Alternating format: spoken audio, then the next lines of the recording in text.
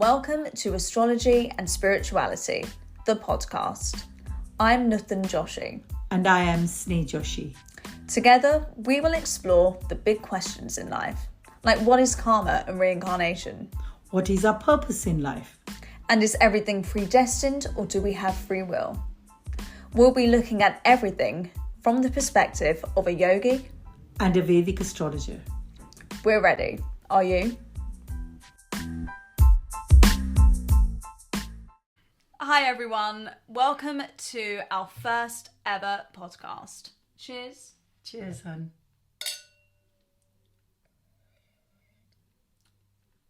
My name is Nutan Joshi and I'm a yoga teacher. And my name is Sneh Joshi and I'm a Vedic astrologer. This series of podcasts is going to be a deep dive into celebrity culture. We're going to talk about how the planets above can affect our everyday lives, and we're also going to try and make astrology more accessible to the everyday person. Mm-hmm. But before we talk about any of that, what is Vedic astrology? Vedic astrology is based on the philosophy of karma and reincarnation. Mm-hmm. So you are who you are because of your many, many past lives. Never feel sorry for yourself, never say why me, and never compare your life with anybody else. You're absolutely alone in this journey, and you live by the decisions and the choices that you make in this lifetime. Okay, that's interesting, but you didn't really answer my question. Okay. So if I came to you and I've got no idea what astrology is, and I just said, you know what, is this guy I'm dating, is he the right one? Or I said, you know, I'm thinking of a career change. Should I make that career change? What information would you need from me to help? Nutan, that is such a good question because it is very important. I need your birth date, your birthplace, and time of birth. Mm-hmm. And it's all based on the planetary positioning in the skies at the time of your birth, on the day of your birth, and also the opportune time that you were born and the latitude, longitude, okay? So that defines you as a person. Mm-hmm. And that's what Vedic astrology is all about. That's where it begins. So you asked me a very good question where you said, if I wanted to know about my love life, if I wanted to know about my career change, I would put up 16 Virga charts, which are all defined by the planetary positioning in the skies. Yeah. And I would give you an answer based on that. So there are specific charts that have specific aspects of your life. Mm-hmm. So, I mean, I know your background because you're my mum. I know that you started off as a biochemist. How did you move from a biochemist into the world of Vedic astrology? Absolutely right. I was a biochemist. Mm-hmm. Who would have thought that I would be looking at people's charts today? Yeah. It all started when I wanted to find out about myself. Mm-hmm. I wasn't getting the answers out there. And I began my life when I married your dad. I was going to have my children. I was pregnant with my son, your brother. Yep. And that's when I decided that I'm going to look into astrology and find the answers for myself. And that's where it all began. And I was very young when I started. Yeah, because I know that you got into it in your 30s and now I'm in my 30s and I studied law at university. I went into a corporate career and then I decided that I wanted to teach yoga. That's and it wasn't like an overnight decision because I'd been learning yoga from the age of 16. So is that indicated in someone's chart? If you've been doing something your whole life and then you suddenly change it, can that be picked up in your chart? It's so amazing that you brought up this example because I'll tell you one thing, Nutan. It was indicated in your chart. And that's the reason I gave you the book of yoga. Yeah. If you remember, I don't remember the name of it. Yoga the Iyengar way. Okay, I think you were very young when I gave you that book. And I always knew you were going to be very spiritual. And I knew this is the path you're going to take. But I don't want to interfere in what you have in your mind. So if you wanted the corporate way, that is fine. Yeah. And when you decided that you wanted to become a yoga teacher, that is fine by me because I know yoga is your passion. And not everybody is in a privileged position to actually take forward their passion. Sometimes we have to go to work because we have to make ends meet. Sometimes we have to do something because we are sort of living on by ourselves and we're not relying on anybody. So there are lots of factors that come into it. Okay, that's interesting. And in the beginning, you mentioned karma and reincarnation. So my understanding of karma, and this is through books that I've read, but mostly through conversations with you and Bappa, are that there are 4 types of karma. Now, when you're looking at somebody's chart, can you tell what sort of karma they've come into this world with? And also, what are those 4 types of karma? Okay, so first of all, when I said to you that I need the 3 bits of information for you, that defines your Sanchit karma. Now, Sanchit karma literally means accumulated karma from your past lives brought forward. So that particular chart that I'm going to put up is your Sanchit karma. Those are the parameters and boundaries given to you by your past lives. So that's your first karma that you come in with. Okay, and the next one is pralabdha karma. Okay, now we can't just have one karma and that's going to define everything. So pralabdha karma is unfinished karma in your past lives. So the best way I can explain to you is through your dad, the way he explained it to me. And that was wonderful because I believe that your dad is my guru as well. It's very romantic. No, he's a very intelligent guy. Yes. Anyway, so he said to me, karma is like doing a balance sheet at the end of the year, you know, your accountancy balance sheet. Yeah, because he's a chartered accountant. He would always bring it back to figures. Yeah, that's right. Yeah. So he said to me, it's like a balance sheet brought forward, and you're not going to pay off all your creditors and your debtors at the in that particular year. So you take it forward. Right. So pralabdha karma literally means that. So you've got unfinished karma brought forward. Okay, so Sanchit karma is the karma you're born with. Yeah. So that is the accumulation of all of your past lives. That's right. And you can't change that when you're here. Pralabdha karma is karma that you're born with, but you've also brought it forward. Into this life. Okay, and the next one is kriya karma. Absolutely. So let's explore pralabdha a little bit more. Okay. So pralabdha karma is like something that happens out of the blue.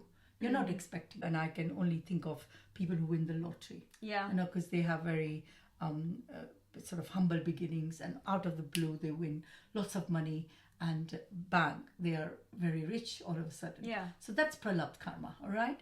And then there is also a karma which I cannot conclude in this lifetime because the cosmos has not allowed me to conclude it. So it is going to be taken forward into my other life. So we are trying to conclude the karma from the past life, but we don't necessarily conclude everything in this lifetime. So we have to take it forward. Okay, so just going back to that lottery example, we've heard about those stories of those lottery winners. You know, they come from very humble beginnings, and then they win millions and millions of pounds on a lottery, and then they blow it in a year. Yeah. So is that karmically? Okay, no, it's not karma. Everything is not karma. So please understand that everything is not predestined, okay? So there is a lot of free will. Your Sanchit karma is fixed. But beyond that, when you come into this lifetime, you have free will running for you. So if these people decided to blow their money, it's because they are not savvy with money. They don't understand how to look after their money or whatever their reasons are. Yeah. We can't judge them. So whatever reason they blew it is because it was their decisions and choices that they made in their life. Okay. And then the next karma is Agni karma. No, we have to come to Kriya karma first. We just did it. Did we do Kriya karma? I think we did pralabdha. Is this the wine? I think we did the pralabdha. Okay, kriya karma. Oh no, I said this is kriya karma, and you said let's talk about pralabdha karma. Okay. So kriya karma. Fair enough. Whatever, it doesn't matter. So kriya karma is what you create in this lifetime. Got it. And kriya karma can be good karma or bad karma. So if you decide to hang around with bad people, you're going to create bad vibes and bad karma. Yeah. If you decide to be a spiritual and you want to have a good life, and that's going to create a lot of good karma. But you know, everything has to conclude in this lifetime. So if you do some good, you will get some results, and if you do something bad, you can be punished for it, but not all the time. Right. Because there are certain things that we might do in this lifetime and we do not actually conclude that karma. The only example that comes to me is, say you do something really bad and you're not caught. Yeah. All right. Yeah. And you think you've got away with it. You haven't got away with it. You've actually got to fulfill that karma before you can move on. So it is taken up into your next life. That's really interesting. And that is Agni karma. There you are. Right, okay, that's really interesting because obviously you gave the lottery example, which is quite a happy example, but then there are things that go wrong, like there's the war in Ukraine at the moment. It's got to do with a lot of politicians as well, that's... It is collective. We call it mundane astrology. That actually defines all the countries in the world, when they were formed, and what sort of what can happen to those countries. That is called mundane astrology, and we can look at that in our further podcast. I think we could do another podcast on that. I think absolutely. So. Yeah. Okay, so I'd like to discuss one of the best documentaries I've seen in a long time. It was called Writing with Fire, and it's on BBC iPlayer if you haven't seen it. And essentially it's based on a group of Dalit women in India who want to become journalists. So they try looking for jobs. They don't get any because they're Dalits. And we have to do an episode on the caste system. And in my opinion, I feel like a lot of people use karma, especially in India, the concept of karma as a way to subjugate other people, you know, and which keep is them really down. sad, isn't it? It's really sad. So we absolutely have to look at that. But coming back to this example, they couldn't find jobs as journalists, so they decided to go into print media themselves. They started a newspaper, and then they started to go online. BBC picked them up. They've done a documentary on them. My question is, what is it in someone's chart that defines where they're born? Like, how is it that someone can be born in absolute poverty and they can overcome a lot of those obstacles and still make it in life? And there are other people who are born in the same circumstances who are unable to do that. Well, it's all back to your surroundings, okay? Yeah. So if you're born in the situation these women were, there is a lot of unfulfilled karma that has to be fulfilled. So the lady Meera, she was quite educated, even in spite of her background. And then there were these women around her that she took under her wing to go through with this particular digital writing.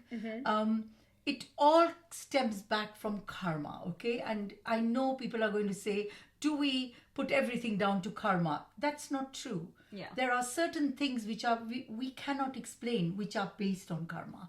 So these women were born the way they were, but they do have free will. Yeah. So that free will plays a big part in our lives. So everything in life is not predestined. So I don't want anybody out there ever feeling that, you know, everything is predestined. It isn't. Yeah. You have a lot of decisions and choices you have to make yourself in this lifetime. And I think Meera did that.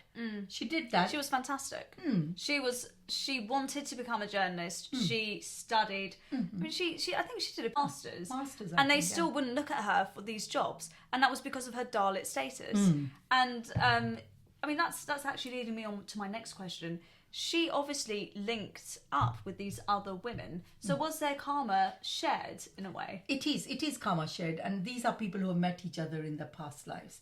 And, you know, karma, we are going to discuss karma a lot. Yes. In all our podcasts.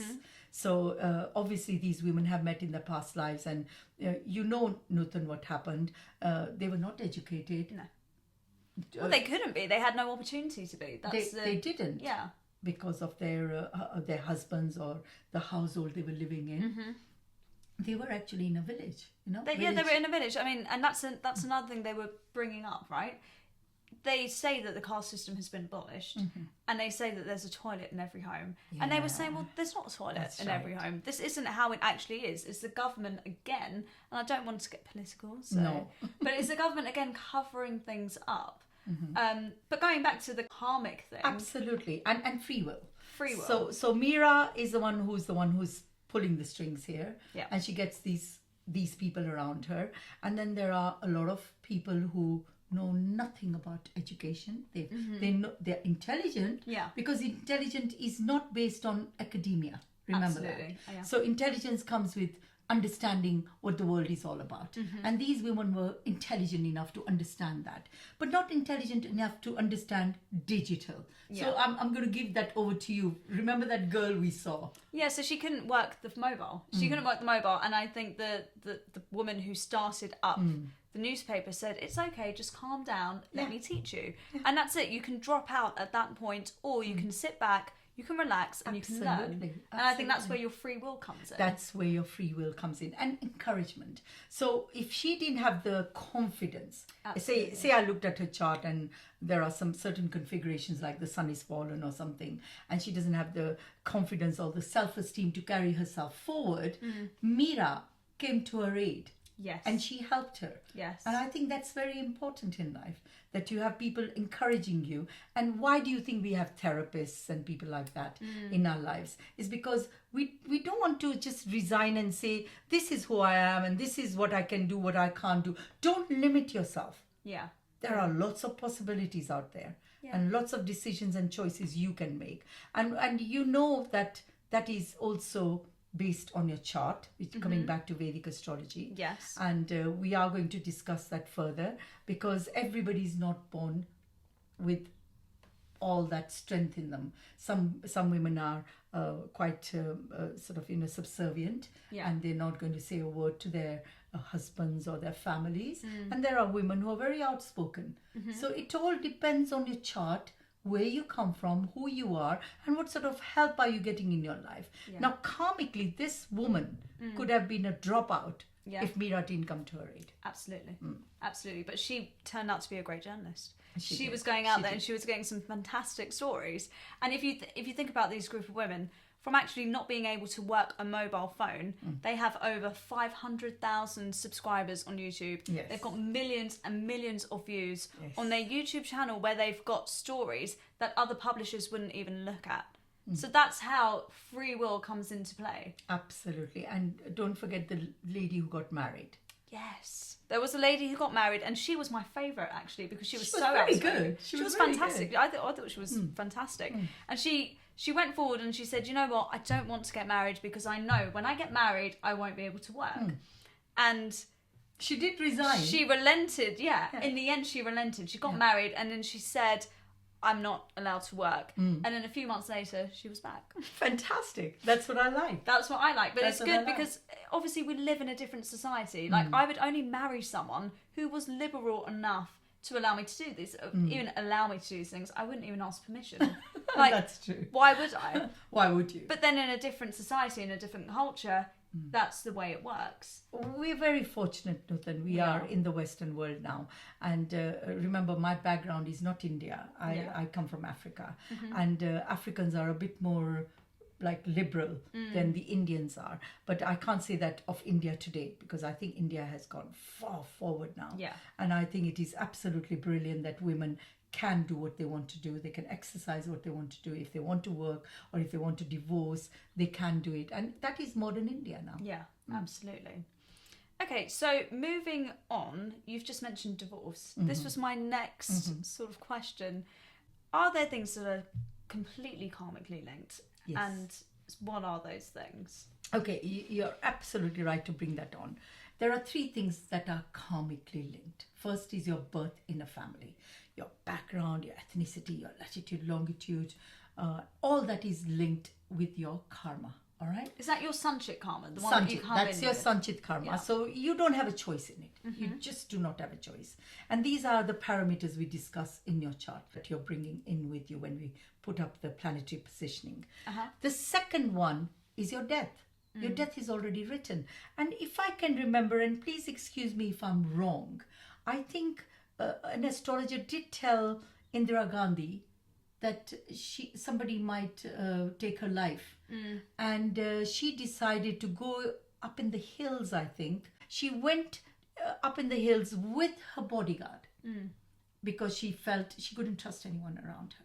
I don't know if I've said it to you before or not, but this is a way of life in India. Astrology plays a big part in our lives, yeah? So I'm sure Indira Gandhi had her own personal astrologer.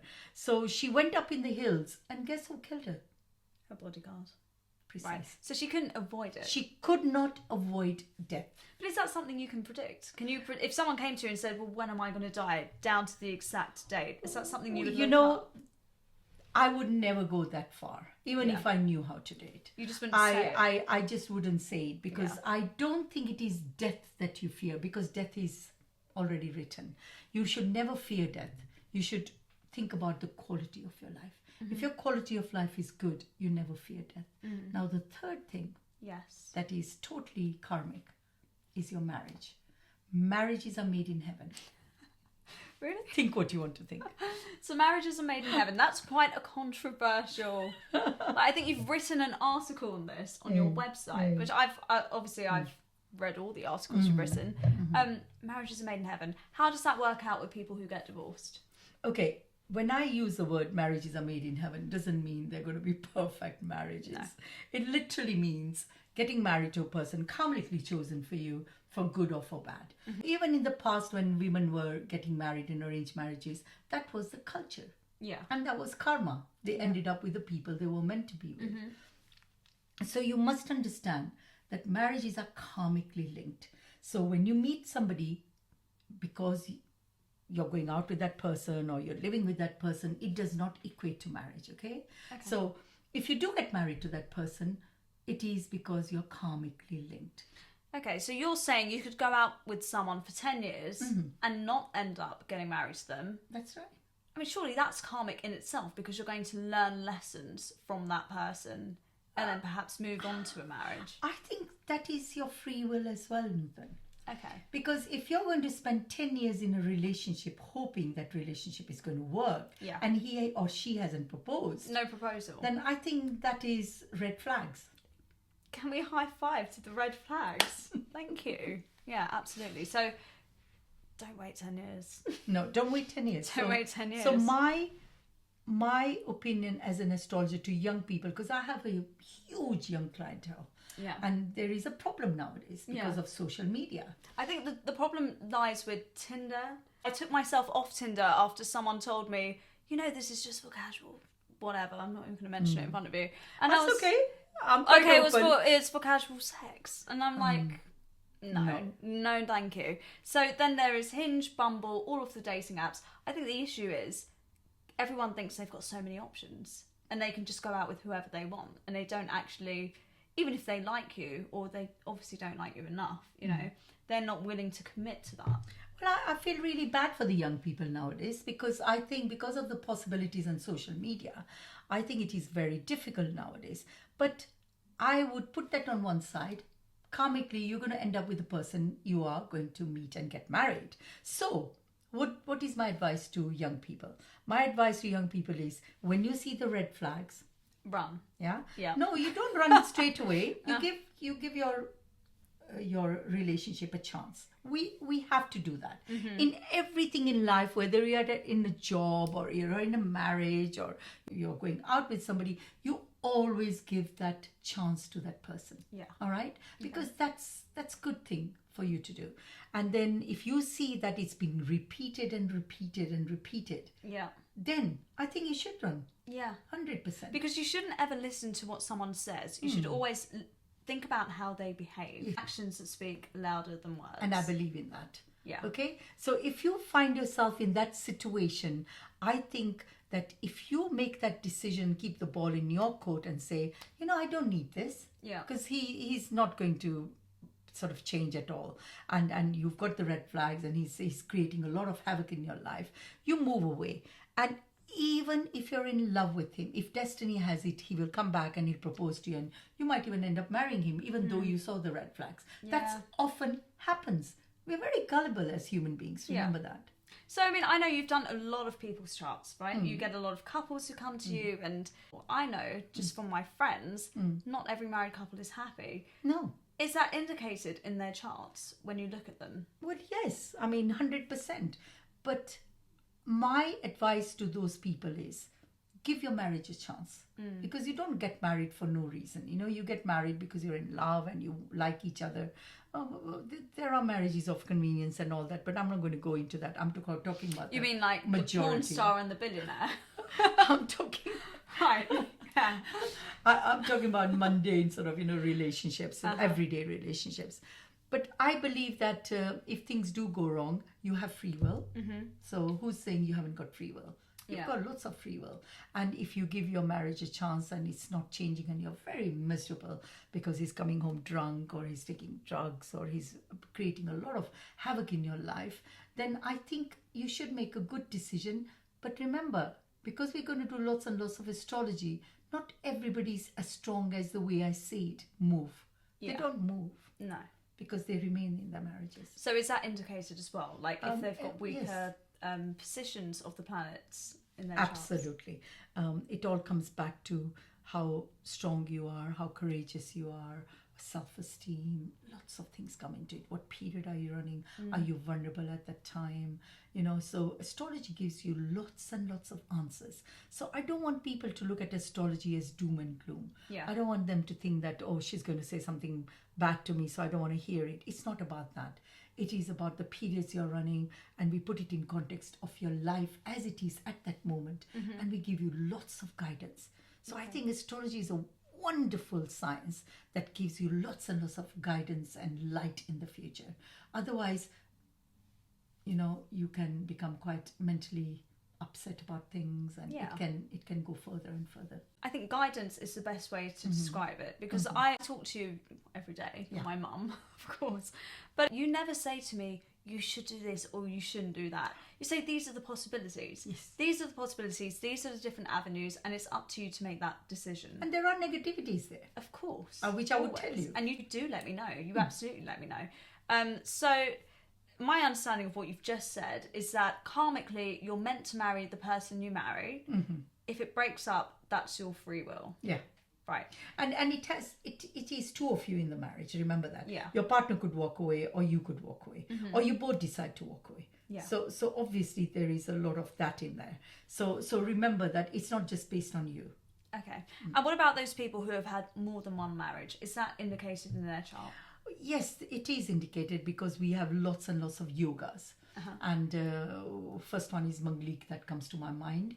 When you're a Manglik, you have a Mars affliction in your chart, which causes a lot of problems for you in your marriage. And some people argue too much in their marriage, or some people sort of leave their partners. So lots of things. And not only that, there are different yogas, depends on what period you're running, how did you walk into that marriage, at what stage did you walk into that marriage. So we evaluate everything in your chart before we give you answers. But the answers are there. Yeah. The answers are there. Yeah. Okay. So essentially you can tell if someone's going to have more than one marriage, because that's Yes. usually indicated. Yes. If they're Manglik, is it just being Manglik? Is it just that Mars affliction, or are there other configurations? No, it can't just be Manglik, because there are marriages which are quite good. So a Manglik should always marry a Manglik. But because the young people in this today's day and age don't believe in that, because you want to fall in love, you want to go out with your person. So not all Mangliks get married to Mangliks. Remember that. So because we have that situation in the Western world now, it doesn't matter. I have known couples who one is Manglik, one isn't. And they have had good marriages. But the taboo lies with their parents. Right, okay. No. Well, I'm glad you're my parent. Because I'm very liberal. And yeah, so is Baba. I'm very lucky. Liberal. Yeah. We believe that if you are going to end up with a person, whether we like that person or not, and you're going to end up with that person, I don't want to break it off with you. I don't want to have strained relationships with you. Yeah. Because I believe in that. I believe it's karma. But I would give you good advice as a parent. I'm not that I give you very good advice. And then I always come to you with whoever I'm dating, what's their chart like? But the decision ultimately is yours. Always. So it's not like you haven't made mistakes in your life. No, it doesn't sway. I mean, I always come to you for guidance, but it never sways my decision. No. I'm always very forthright in what I want. Absolutely. I know that because I know your chart. Yeah.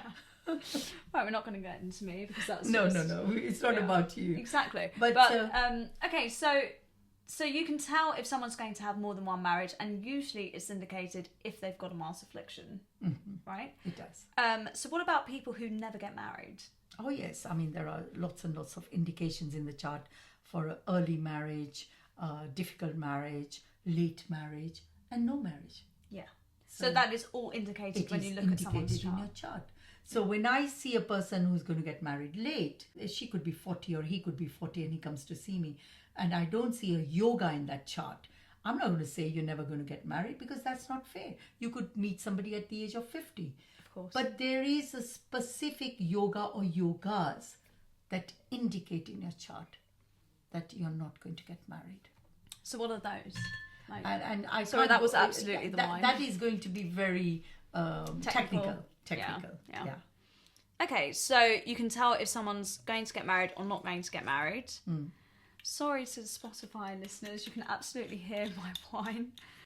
Meghan Markle and Prince Harry, because we discussed this. You couldn't hold yourself. I couldn't hold myself. I think they're... Well, I shouldn't really say my personal opinion, but I think they're great as a couple. Yeah. Astrologically, what are they like together? Okay. Astrologically, from memory, You don't have it in front of Harry is a Sagittarius rising. And when you're a Sagittarius rising, your ruling planet that rules you, himself, is Jupiter.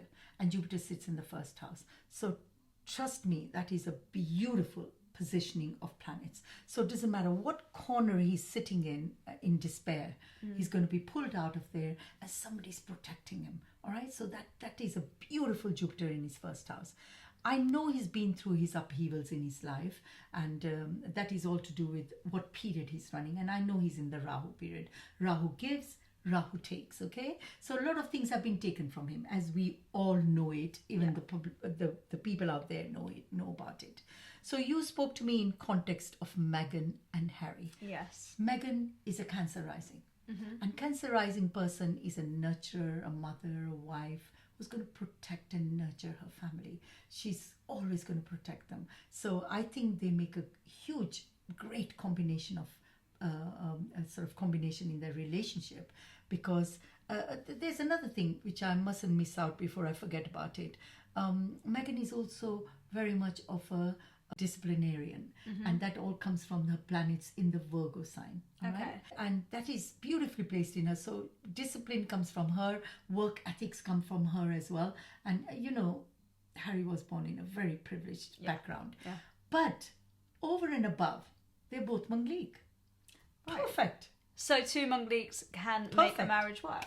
They can fight, they can shout, yeah, but doesn't mean they're going to dissolve their marriage. But in today's day and age, hey, who knows? But doesn't that? But I don't think it will happen. Doesn't that also come back to the fact that she's on her second marriage? Yes, it does. And maybe she married somebody who wasn't Manglik. So that would that would end. There would be a separation or death. And we need to go more into Manglikness, because it is kind of a taboo in Indian families. And I feel it's a subject in itself. And we will discuss that moving on. Yeah. I mean, Amal Clooney, for example, she had quite a late marriage, and she got married to George Clooney. George Clooney is on his second marriage, I believe. You've taken a look at their charts. How is that indicated? Well, there is an indication, because Saturn plays a big part in your life. When there is going to be a late marriage, Saturn is always the one which delays it in your life. And Clooney, if he's on his second marriage, it is because there was some sort of an affliction in his chart. But remember nowadays, Nutan, tolerance levels are very low. You could have the best chart on earth, but because your tolerance levels are not so good, there could be a break in a marriage. So these are the factors we have to look at as well. We can't just talk about astrology in isolation. We have to talk about astrology in today's day and age. What are our children experiencing in their lives now? It's not about our era. In our era, I remember I met your dad because our families knew each other. And we were introduced, and my parents were very good, because I didn't have to marry him if I didn't like him. But they introduced us, and we had a quick sort of meeting each other, and we got married. Yeah. Luckily, it worked out. Yeah. So it doesn't happen in today's day and age, because we are living in a different era. And the tolerance levels were much better in my time. Because we were not in a rush to leave our partners. Though, I think I always said to my parents, I'm getting married to this man, but if I don't like him, I'm going to leave him. I remember saying this. Good. It is amazing. I think I get that from you. I think I'm very forthright because you are. And I think that's a great, it's a great personality trait. But I was lucky. I was very lucky. Exactly. Your dad is a great guy, and I never looked back. That's so romantic. Okay. So, moving on from Mangal Dosh and relationships, Adele has talked about her Saturn's return. Oh, yes. And she's even gone so far as to get a tattoo on her arm with the position of Saturn. What is Saturn's return, and how does that affect you? Right. I don't know which Saturn return she's talking about, because her Saturn could be a Western Saturn's return, which means when she was born, the Saturn was in a specific sign. All right. Okay. And when that Saturn returns to that specific sign, because the planets are moving all the time, all right? So it's going to return to that same placement after 30 years, all right? So that is called Saturn's return in Western astrology. Got it. In Vedic astrology, we call it Sadhe Sati. Sadhe Sati is Saturn's return from the moon's placement. So what I know about Adele is that the last 6 years she's been in that Saturn's return, as you call it in Western, but not Sadhe Sati. that is Sadhe Sati actually. Okay. Because in the Western astrology, the Sadhe Sati is only 2.5 years. In Vedic astrology, it is 7.5 years. So you're saying it's not Saturn's return, she's actually in her Sadhe She Sati. is in her Sadhe Sati. Right, let's just get to the bare bones of it. Yeah, She's in her Sadhe Sati. She is. So lots of people, if they have any understanding of astrology, would probably be scared of Sadhe Sati. You should never get scared of Sadhe Sati. If you know about it, I think it is easier. But if you don't know about it, then it's not so great. So let me give you a few examples. So you say you're in business and it is affecting your business, because it can't affect all parts of your life. It affects certain parts in a certain way. Say it's affecting your business. Now, I don't want to go to the bank and borrow more money and input the money if I'm in my Sadhe Sati. Yeah. I want to consolidate. That's what they do in India. Yeah. They consolidate. So if I want to make my business better, I will make it better with what I have rather than going and borrowing money. All right? Same way, if you are entering that Sadhe Sati and you have issues with your relationships, which I think Adele had, they are going to get worse. And I think she divorced him, didn't she? She did. She Yeah, divorced. she did. And that's another thing. She divorced during that time, but her career There you are. is amazing. Absolutely. She made so much money. But then even if you look at her career, she cancelled her Vegas She tour. did. She did. Right. So you can see how it kind of gives and it takes. Absolutely. And it doesn't give you the desired results all in one go. No, because if you go back into your 7.5 years, you will see the upheavals you've had.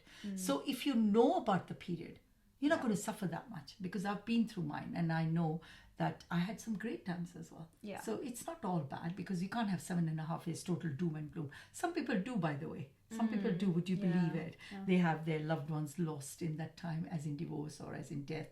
They fall out with their friends. They have issues at work. So some people do suffer badly. And I'll tell you why. Because it depends on how your Saturn is placed in the first time. Like when I look at your chart, when I put up your chart, I want to see, is your Saturn correctly placed or not? If it is not correctly placed, it's going to give you more problems. All right? Yeah. So it all depends on the placement of the planet, Saturn. Yeah. Interesting. I think we've discussed quite a lot I think we have in our first sitting. in our first Definitely. episode. So yeah, we've spoken about Mangaldosh, what it is to be Mangalik. We've spoken about Saturn's return or Sadhe Sati. And I think we can definitely do more on these topics in future podcasts. I would like to do a lot of charts, celebrity charts, because everybody knows about the celebrities that we speak about. And so they can put it in context, why, what and how. Perfect. Well, I think that is where we wrap things up. I hope you enjoyed our first ever episode. If you haven't already, please subscribe to Astrology and Spirituality, and we will see you next time. Thank you. Thank you. Namaste. Namaste.